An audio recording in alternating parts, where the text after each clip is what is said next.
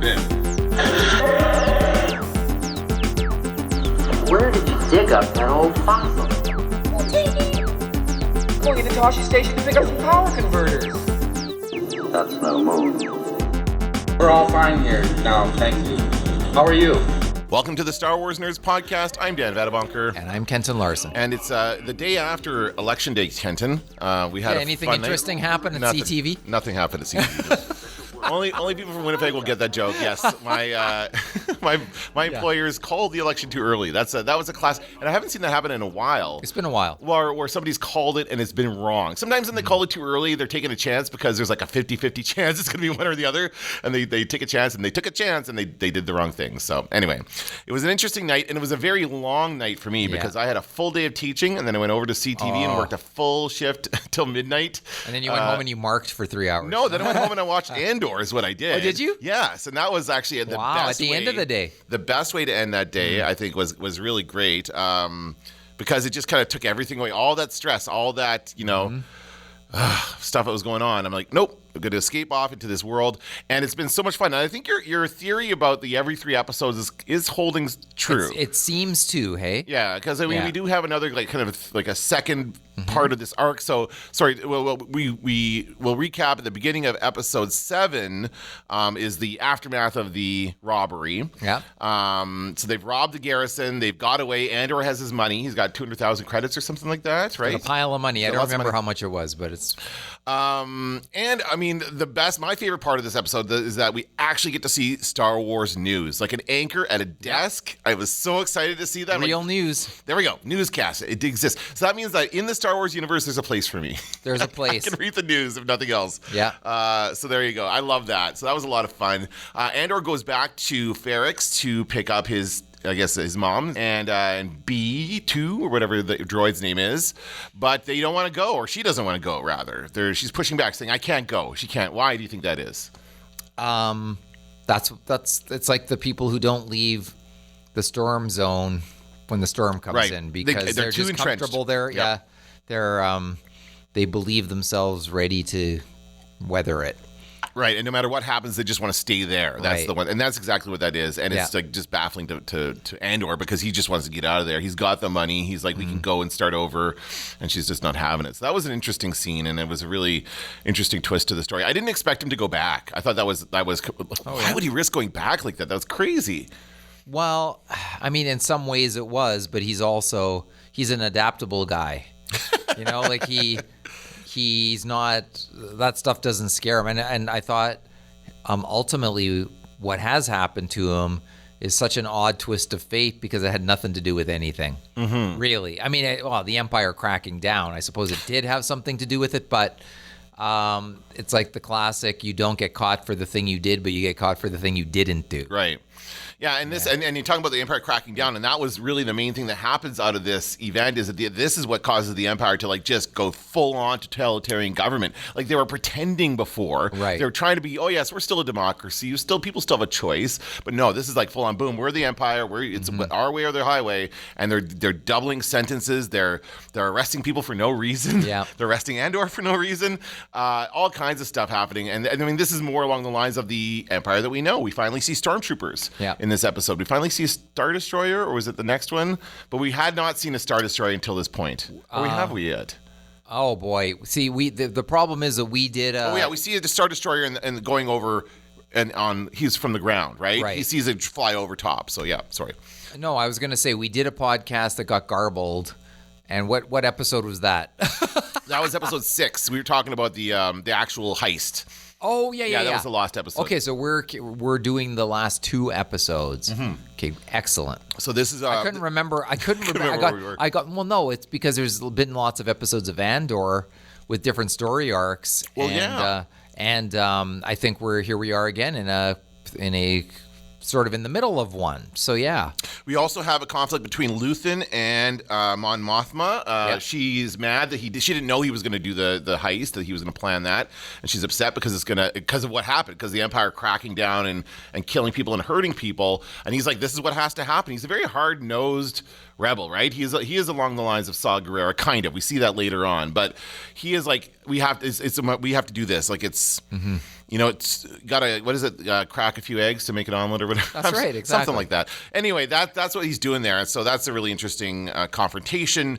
We can see that Mon Mothma is not on board with this. Yeah. She's really struggling to find money her own way. She's got some kind of weird, I don't know what she's doing with that guy. What's going on there? Like some kind of weird, she's trying to build out her network here with this other friend.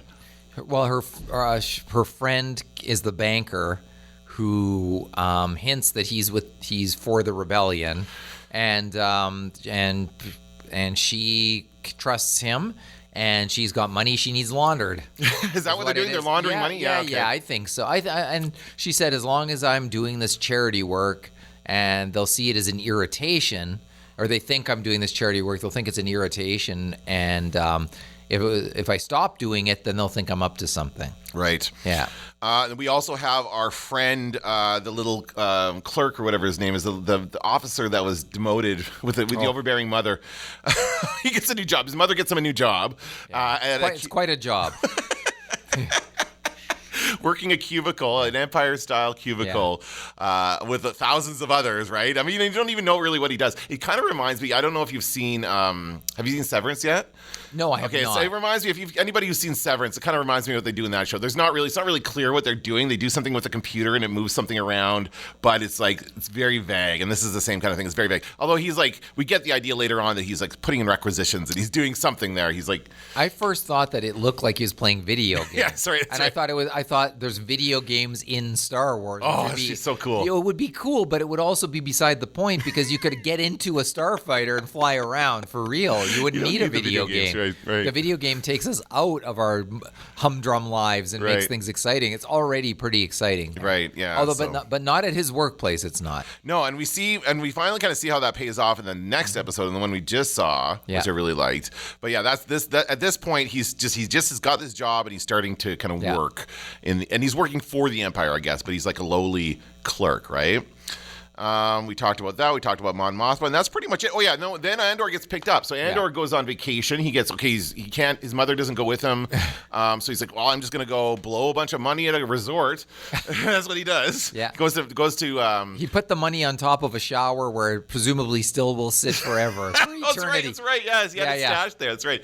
No, but he went to Playa del Carmen, and one thing I noticed during this scene was the music. I love the music for this show. Yeah. And during this shot where you see it like just going along the beach, and there was just such good music, and I looked up the soundtrack, and it's been a lot of fun listening to it. Yeah, really I was planning to get around to it as well, but I love that scene. I love that episode, I have to be honest, and the beach scene for me was one of the best because we see who we think might be K2SO. Right. But it's not. Well, it's just a droid. Similar model droid. It could end up being K2SO, I think that was just meant to be oh, hey, there he is, like kind of thing. Like right. Eventually he'll get one of those and reprogram it, I guess. That's what he'll do, exactly. So that was a foreshadow of all that. That was cool. So good. And I also love, as you see the K2SO or whatever that kind of droid is called coming up from the beach, and he's holding two people, and then you keep seeing they've got those dividers from the lake to where you wanted to go shopping, and so all you see behind there is the people's legs kicking and their arms sort of like they're just being thrown around like rag dolls behind the scenes by these droids. It's so funny. Yeah, and then the what are they? Not stormtrooper. What are they called? Beach trooper? Shore trooper. Shore trooper. Just like, here, hold on to this guy, and goes off to take care of something else. Just leaves him there with the robot and with the droid, and it's funny because he didn't do anything. The irony is that he's part of this horrible crime, another part of the galaxy, and he didn't do anything here to get arrested, but he just gets picked up for loitering, gets brought in, sentenced to 5 years or something crazy like that. Well, they said normally the sentence is 6 months, but for you it's 6 years. Right, because of the increase in the sentences. Right. This is part of what the Empire is doing, cracking down on the citizenry, making them scared, basically, to be arrested. Yeah. And so they won't make trouble. And he goes, I'm just a tourist. Right. I'm just a tourist. Yeah. Who cares? Goodbye. Yeah, too bad. Stamp. It's the old MasterCard. Chick, chick. You get your thing MasterCarded and away you go. Right. And that was where it ended. That episode ended. And that was just a great... I mean, this show really ends on cliffhangers almost every week, it seems. Every week, it cuts to black, and I'm like, oh, I want more. Yeah, I know. I do, too. I want more. Although, the last 2 episodes have been my favorite. They're very good. They lured us in with kind of something. We did not understand the shape of this show when it started. Now we're beginning to understand it, and it's just getting better and better and better. It's like and it really is like a great HBO Star Wars show, you might imagine. Reminds me, like, the conversations are interesting. Mm-hmm. I think it actually, I like it more than I liked Rogue One. Let me put it that way. Sure. I think, I don't know, I think we might need a remake of Rogue One when this show's done. I think we might. I don't know if a remake is... A remake. I want a brand new version. They reshot the ending of that movie, so they kind of remade, right? Yeah, you're true. A reshot version's already been done. It's the one we saw. Yeah, that's true. Good point. But yeah, no, it's very good. It's a different tone. It's an absolutely different tone. It's not the same story. And it's interesting that we're seeing other elements come into play, like the Empire come into play. So we're starting to see how the Empire is growing and evolving, and again, also how the rebellion is evolving and growing. And in this episode, we get to see all kinds of awesome stuff. So we see Andor is part of a chain gang, kind of. He's got a work gang, a bunch of friends that he has to... It's like a weird assembly line. What are they building, do you think, in there?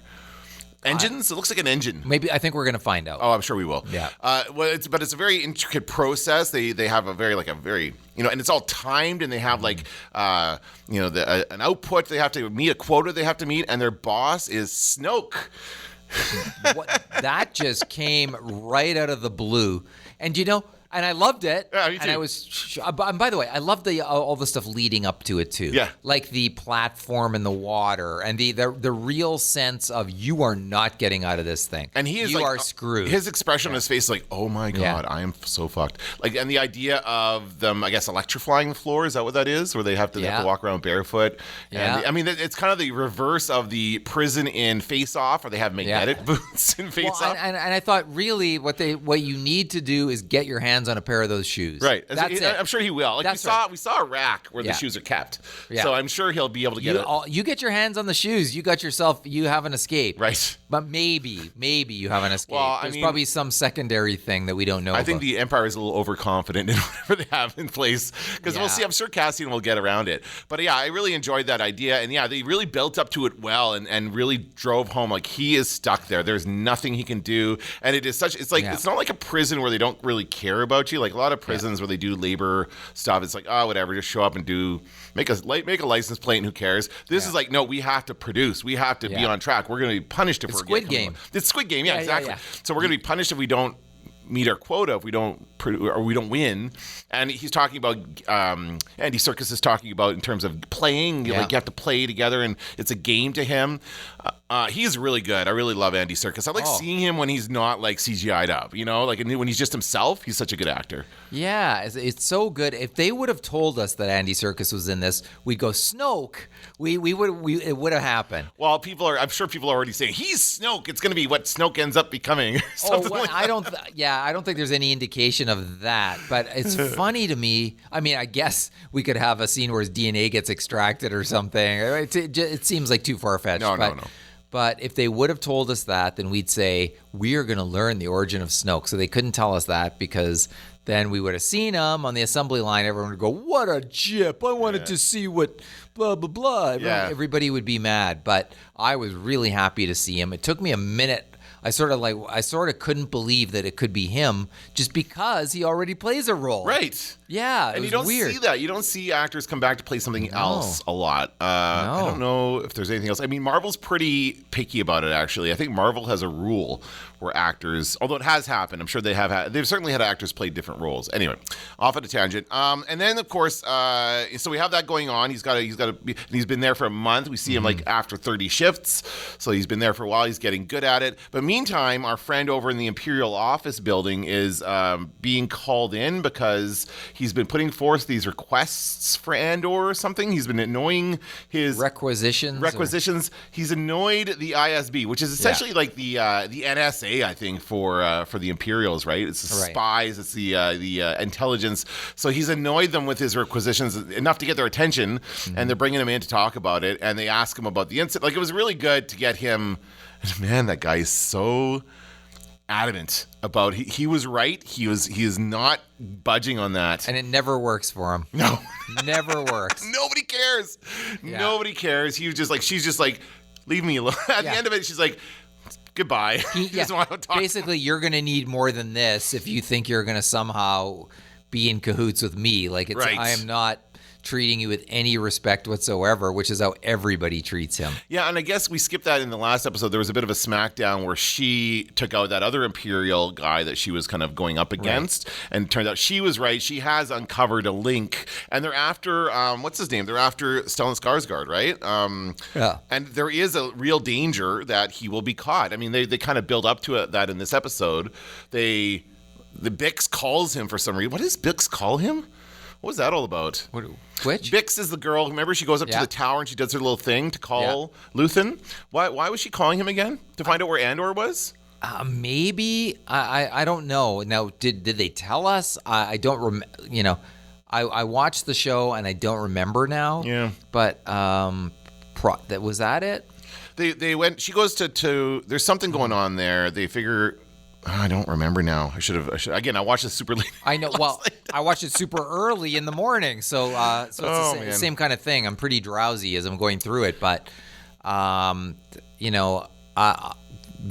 particular element, and also there was another element toward the end. I can't remember. Maybe you'll get to it in just a second. Where I went, sorry, what are we doing here?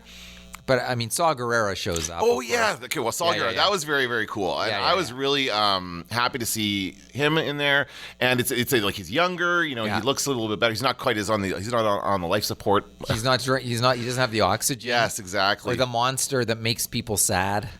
The monster that I'm going to turn this monster on you.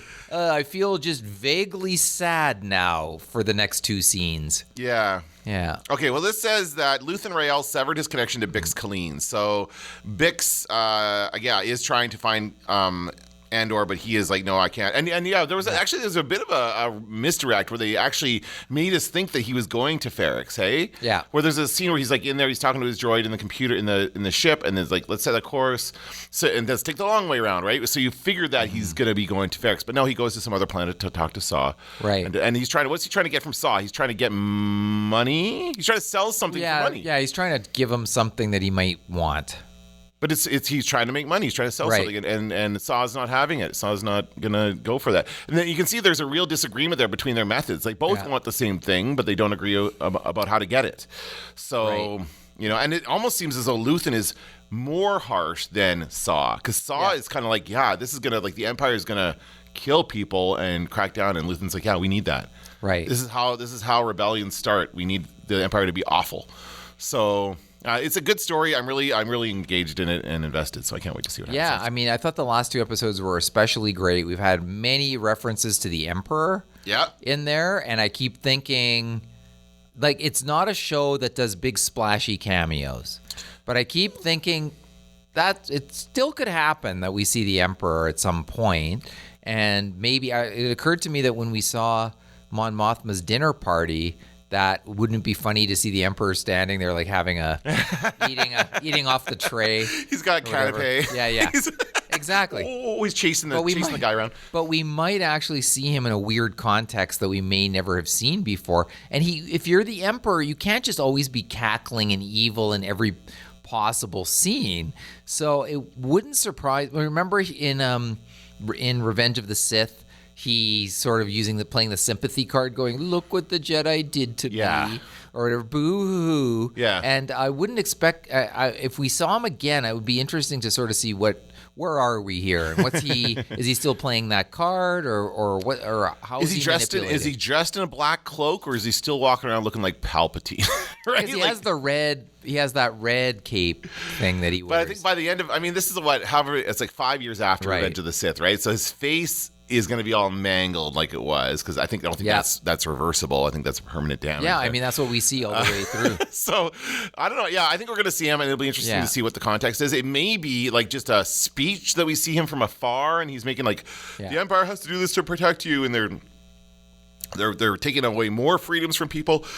I think there's going to be something more to that. We keep following Mon Mothma, and there's nothing really happening with that right now. Like, I just feel like something about that has to pay off. Well, it's tension is what's happening there right now.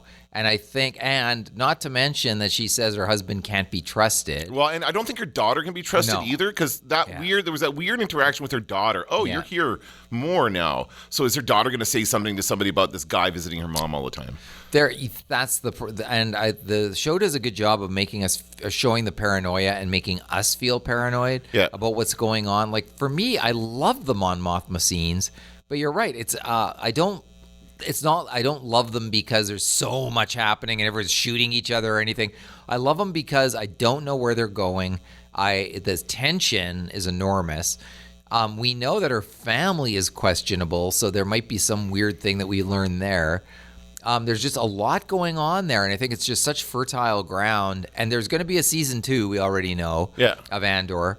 So you just kind of wonder, where could this... We know Mon Mothma shows up later in Star Wars, so she's not going to die. But at what cost does she participate in the rebellion? I just think we're in for something maybe horrible that happens there. Well, and we learn a little bit more about her history. We learned she was married at age 15 to this guy. Like, it was like the old ways, arranged marriages, I guess, is what that is. And they've been together since, and they've lived on, I don't know, they get a little history there.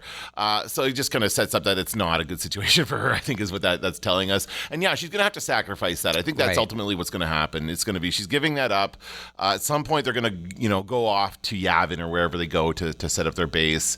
And that's probably where this is going to end, I guess, or towards the end of that, we'll see that. So maybe not this season, but maybe next season we'll see. See, I was watching this makes me want to watch Rogue One again, but me too. I am not going to do it until after season 2 of Andor. Oh, okay. I'm holding off. Okay. I don't want to do it until then.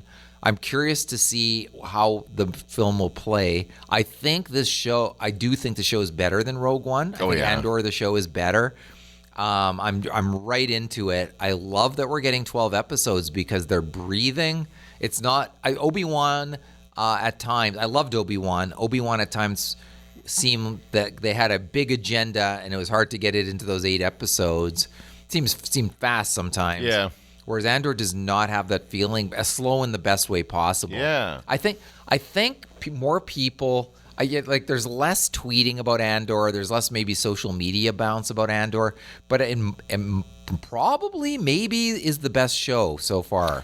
I think overall, as far as quality goes, it's just got so many good elements to it. And you're right. There's not as many people talking about it, probably because there's not any big name characters or stuff in it. But I think that there's, it is, and it doesn't feel like Star Wars, right? It feels like I think deliberately not Star Wars. At times it does, and sometimes it doesn't. But mostly I think it does now. Yeah. Now that we're in the prison, that seems like a real Star Wars invention, that prison. Yeah, I guess, all those different elements to it, and the whatever it is they're putting together, and the organizational system and all this stuff. It's really interesting when they put that kind of thing together, and you think about like how this would exist in this space, right? It's cool. And we went from a show about a heist to a show about to Prison Break. Prison Break, which is now the show's Prison Break. We see how many seasons did those guys try to spend trying to break out of that prison? Well, they broke out of the prison on Prison Break, and then that's when the show.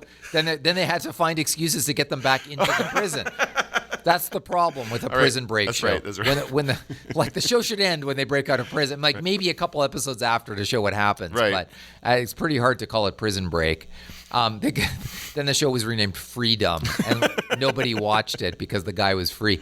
But I think like I like how they set up. Okay, and I noticed when you watch the prison scenes, they're establishing that these are beefy guys. Like they showed at one point a guy like stretch it, hear his neck crack or whatever, and you're like, oh, that guy's a monster. And you see Andy Serkis is a big guy, and you're like, that guy could cause some damage. And you see a guy signaling in the tubes to somebody else. Yeah, that was cool. And we're like, what's he saying? And he's noticing this stuff, and we are. So there is a plan already afoot. There's something that's going to happen there. Yeah, there was a guy I recognized. The older guy, that actor I recognized from stuff. I don't. Yeah, I think I know who you mean because I was wondering about it too. I'm gonna see if I can find what his name is. Who is it? No, I was just talking about Forrest Whitaker. Oh wait, no, and I don't know any of these names. Brian Bovel as Jembach. I don't know which one was Jembach. Yeah, I know. That's Christopher Fairbank as Olaf. Well, these are great names. Oh, they did actually take us through the names, didn't they? Yeah, they did. And I still don't know. I don't know. It doesn't. I mean, it's so fast. And the other thing is, I also notice you cannot do what you do with every other show. Where every time there's an actor there and you're like, let me check IMDb. And so you quickly check to see who it is. Andor is never up to date the day when you're watching the show. Oh, is that right? Okay. It's not up to date. So one time I looked and I went, ooh, is this, when I first saw the assistant to... Stellan Skarsgård. Is his name Luthen? Is that right? Yeah, okay, sorry. Luthen, yeah. Luthen's assistant. I first saw her and I thought, this could be Princess Leia. Ooh, it could be Princess Leia undercover. So I go to IMDb and I look it up and it's like the actor isn't there, the character isn't there, nothing's there. Oh no. And then 2 days later it's there. But I think if we would have known it's Andy Serkis, that would have been a problem. I sort of like the fact that they're kind of giving us some stuff and withholding some stuff. Yeah, I mean, you're right. There would have been total speculation about it being Snoke, and it would have taken away from the story. Yeah. And this, like, I was like, oh, it's Andy Serkis. Oh, he's just another guy. It's not going to be that. It was just he wanted to do the role. He's an actor. It's a great role. It's a great performance. Yeah, and I get the feeling like it's very physically intensive work. I'm curious to see how people die doing this because they say they just take away the dead ones and bring back the replacements. That's what you said at the beginning. So how do they die doing that? They must get caught in the because they always go clear and they have to go like this and hold their hands out. So there must be something where they could get grabbed. And there's one moment in which I thought something was going to happen where they fumbled with it. Remember that guy was having a hard time with it, but then they just kind of picked it up and kept going. So we're gonna see something related to that. I think they might. Oh, I don't know. They need at least one pair of shoes. They need. There's a few things they need, and it looks like they've already hatched a plan, but it seems pretty desperate. It seems like a pretty desperate situation that they're all in. It also occurred to me that if you can communicate from that place, that somebody could show up to help out. Mm-hmm. There's so much stuff that could happen. I want an action figure play set for the prison. I thought that would be pretty cool. Like that original Death Star playset, you could do the same thing with the prison. Well, then I realized that, even if they get out of there, I guess they absolutely have to have a ship because the whole thing's in the middle of the ocean. Yeah. Like there was a bunch of them, right? There was see all these little things. That also was like the prison. They must have watched Face Off before that's exactly like the prison in Face Off. It in the middle of the ocean, me of it a little. Magnetic boots. It's the same kind of idea, just different. Yeah. Right? Oh, and I also like that the food has no flavor. But and they suck it out of a tube. Yeah, and you can have as much as you want, so you can do more work. But you only get flavor if you reach a certain milestone. But it's sad that person gets so excited. Like this is his life, right? Oh, we get this and we get this and and he's like, this is what they've conditioned them to do, right? But even Andy Serkis, his character is more like I want to win the challenge. Like he sort of made sense of being there by embracing how the place works. Yeah. But I think he'll be in on the prison break. I think they've positioned these guys as being sort of badasses. There's an old guy there though who's been there forever. Yeah. There's all different kinds of people, but I do think there's enough beefy people there that they could give them a good run for their money, but not if the floors are electrified. Like you could do it stealth maybe. Well, the Empire's overconfident. They're always overconfident, so they think this. And how can we possibly stand here with no weapons? Well, I mean, if they have no weapons, then they're going to be overtaken, right? You know that because all they need is a pair of boots and they're good. Right? Because he's dropped that, so we go okay, and there's no weapon. Right? Yeah, so that's pretty good too. I like where we're going. I think we'll get the prison break in the next episode. I think so. Yeah. I mean, this is the third episode in the arc, right? Yeah. So he's got to finish this and then go into the final, whatever the final thing is. Yeah. And I have no idea where they can go from here. I mean, no, where are they going to leave it? I mean, we're still far enough away from Rogue One that there's so many other things they could do. But whatever happens, he has to become like part of the rebellion at the end of this, right? So I think he's got to come back into contact with Luthen at some point. Maybe Luthen comes to rescue him from the prison. Although I think Luthen doesn't like the loose end of him walking around. That's why he would come and get him. He might show up with the intention to kill him, kill Andor, or to save him. I'm not sure which at that point. Depends what's going on at that point. But either one of those is a possibility. And I keep thinking this is a show where we get excited to see a stormtrooper and a clone trooper. So if somebody like Luke's not showing up, but if somebody shows up that has like even the most minor name brand recognition, I think people would go nuts at this point. 3PO. Well, I think. Hey, were there? I meant to ask. Were there X-wing fighters parked outside? Yes. Okay, I didn't outside imagine Saw that. Gerrera's place, yes. We saw two tubes. One of the two tubes brothers was standing there. Oh, is there more than one of them? Yeah, there's two. Oh, I just said Edrio two tubes. I think according to Pablo's visual dictionary, I believe there's two tubes. Oh, two and tubes. I don't know if that's Edrio or not. I mean, okay, look, we're geeks because we're talking about Star Wars, but we're not that geeky. We don't need to break down. I guess, but I assumed it was Edrio. So if there was X-wing fighters there, where did the X-wing fighters, come from? Well, that means that Saw's got some money, right? And he made a comment. He's like, not all of us are as flush as your operation. So how is Saw getting the money to fund his operation? I don't know. I'm assuming we'll find out. So X-wing fighters existed before there was a rebellion. Yeah, I think it was just a type of fighter that they bought that they had either had made or it's like you'd go shopping for a fighter. Go down to the old fighter lot and pick up a special. See, I'm so dumb that when I first saw it, my mind shorthand went to Jedi, only because of Luke showing up with the X-wing fighter in the Mandalorian. Yeah. But that's not the case. It's not a Jedi starfighter per se, but Luke was a Jedi and a member of the rebellion. So when I first saw them, I thought, ooh, who are we going to get here? But we didn't. That never paid off into anything, though it might later, I guess. Well, I mean, we have not had any mention of the Jedi, really. No, there won't be Jedi in this, I don't think. No? I don't think. Okay. I mean, they could I'd be throw surprised. something in, but yeah, I think it's just it's not about that. It's about the other parts of Star Wars. I mean, if they showed us a battle and then somewhere in the distance a lightsaber lit up or something, I mean, people would once again lose their minds, but we wouldn't even necessarily know who it is if we were to see it. I don't think this is a show that's going to give us big moments and zoom in on them or anything. They might give us something in the background or in the distance. Yeah, it doesn't seem as packed full of Easter eggs as like The Mandalorian was and stuff like that, right? It's just, again, it seems like very much its own show and it's just doing its own thing, and I'm just enjoying it. I really am. Yeah, no, I am too, and in a weird way, I thought the way the Mandalorian looks, the way it is, I thought that's how Star Wars had to be. And what I like about this show is it's not the case. I'm worried though that not enough people are watching it. There was a news report, but who the hell knows, saying it's not doing as well as other Star Wars shows and stuff. But I think this is a show that I will really enjoy watching again. That I think that people who didn't watch it when it first streamed will get into it because it's a show you get into. It's like House of the Dragon or something. Yeah. Where you just at first you're like, I don't know if I want to watch this, and then as it progresses, you realize that the storytellers and the writers really know what they're doing. Yeah. It's just a beautiful thing to watch unfold. Yeah, and I don't want it to end. I want it to go another 10 episodes. Well, I'm going to rewatch it. I've been meaning to, and now I've been so busy with all this stuff. But now that I should have some more time, I can rewatch all the episodes again before, I'll do it before the finale for sure. Yeah. Just so I can experience it all again. But yeah, it really does again feel like a whole separate movie now. Completely different from the first two. This is the third movie in the series, right? So we're gonna find out what happens in the next episode, and then we'll have another adventure. Yeah, and then and who knows? It could go anywhere at this point. But I like the genres they're playing with, and Andor is a fun character.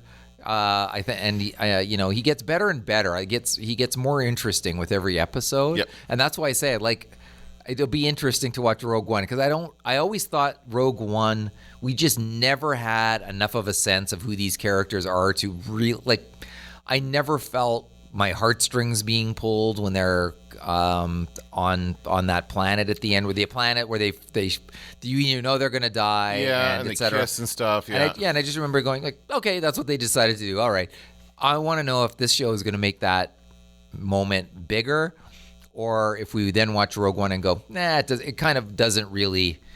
Like, it's not as good as what everything that led in. You know, I just realized that we have not even come back to his sister yet. I don't know if that's going to play into this. This is something that we had at the beginning, but we really have not mentioned it much. I think it will. Yeah. It'll come back to he'll meet his sister? Yeah, of course. Okay. Or maybe the audience will learn about it before he does. And maybe she'll be dead or something, and then he'll have to avenge her death. Anything's possible. There's lots of loose threads hanging around that they've dropped. And some of it will come back to this season, and some of it I think they'll leave for next season. But I like the fact that we saw a droid that looks like K2SO is pretty clever. Because they said K2SO wasn't in this, but then we see a droid that's like K2S2, and it's sort of dropping and winking. Yeah, and also actually the short troopers were also in Rogue One, so that's another Rogue One thing that came through. So there's just lots of little elements, and I think they're in no hurry. Yeah, to just like here look more, and in some ways Obi-Wan gave us that, which is more. There's more. Like just when you think you've seen it all, no, there's more. This is not that. This is a very slow burn. I hate calling it that because I think it turns people off of watching it, a slow burn. But it's depth. It's Star Wars with depth. Yeah, it just means it's paced a bit more deliberately, right? Yeah. There's just things happening, but it's all relevant. It's all important. Like I said, I'm not as thrilled about the Mon Mothma stuff, but I know it's going somewhere, and I'm interested to see where that's going. So I'll put up with it.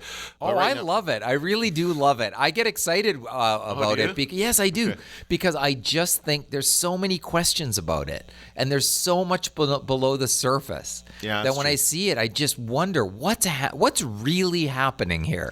Because it is very hard to sort of figure out. They haven't given us enough. I do really want to see like a Senate hearing or some kind of a thing happening in that big room where they're actually doing some kind of governmental stuff, because that's something we've never seen really. And other than like the and where's she died. Never mind. I was gonna say, where's Amidala? Oh yeah, she died giving birth to the twins. But even better, Jar Jar Binks. It's our one chance. Yes, that's where we would see a little cameo, maybe in the distance, even that's maybe in the distance, but we'd still hear him probably because he never stops. Right. We'd hear him going, "Use of people." We'd hear "Use of people gonna die," and then sorry. Yeah. Whatever he says. Sorry. Excuse me. I voted to give the Emperor ultimate authority. Excuse me. Maybe people will come around on that character. Actually, no, I think they have. Well, I mean, certainly that they've come around and been nicer to the actor who played him, because that was something that happened when that movie came out and everyone hated it. The actor Ahmed Best took the brunt of it, and it wasn't really his fault. He was just done. I think George Lucas took a lot of hits too. Yeah. But I think Jar Jar is so uncool that now he might be cool. Right? Yes, he's come around. Yeah. That's funny. He's so uncool. He's cool. And if he were to actually show up in the most serious Star Wars show that they've ever created, then that would be just the best. That would be a lot of fun, even if it's just in the distance. Yeah, that's true. Okay, well, we'll see. I don't think we'll be seeing ETs. No. In there. No, but maybe we'll see, like, there's other aliens that they could bring in from other franchises. But you're right. I want to see that happen too. If we go into the Senate, we're going to see Emperor. We will see it at some point. Yeah, we'll see Emperor Palpatine, and maybe we'll see Jar Jar too. I was actually thinking, but the show isn't giving us big moments, so I was thinking, what would I do? And then I remembered the beginning of Life of Brian, which the Monty Python movie, which starts with Jesus on the hill, and then as it backs up, you can't hear what he's saying, and we get to the Monty Python members going, can you hear what he's saying? I can't hear what he's saying. So I thought it'd be funny to show the Emperor, and all the geeks would be going, oh my God. And then we pull back and further and further and further and further until Mon Mothma's sitting in her cubicle going, I don't know, I can't hear a word this guy's saying. Can you hear what he's saying? No, I can't hear what he's saying. Yeah. I think he said something about total domination. Are you sure that's what he said? And just make the geeks lose their minds. Oh, that'd be funny. Or even just have two stormtroopers talking, kind of like they did in The Mandalorian, those jokey moments with the stormtroopers. Well, we'll keep watching it. We'll keep talking about it on the podcast. It's a lot of fun. Yeah, and because we sort of had to summarize two shows, next week I am going to take detailed notes about the show. Too. And then we'll be able to talk more specifics as each show comes along. Yeah. But are you going to post our garbled show or? It won't work. No, I can't. It's It sounds like we were run through the blender. I think we should post it just for fun. It's going to drive people nuts to listen to it. They couldn't understand it. It sounds like that. I want to see if our garbled one gets just as many downloads as our non-garbled. It probably will. All right. That's going to do it for this episode of the Star Wars Nerds. I'm Dan Vadabonker. I'm Kenton Larson. Don't let the Force hit you in the ass. Going into Toshi Station to pick up some power converters.